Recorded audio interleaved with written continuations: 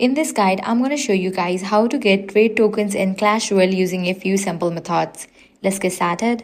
First thing you want to do is launch the app, then navigate to the shop section. Scroll down until you find the trader section. Here you'll see different card trade options that refresh regularly. By checking this section every day, you can sometimes find opportunities that help you progress toward getting trade tokens or useful card trades. Another method is by checking the reward section in the game. Sometimes Clash Royale offers trade tokens as part of special rewards or event-based rewards, so it's always a good idea to keep an eye on this section and claim anything available. You can also join a clan and participate in clan activities like wars, clan tournaments.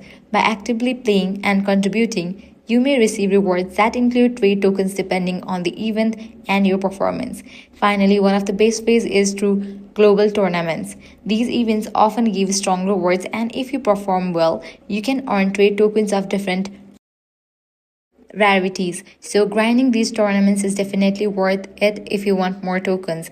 And that's it.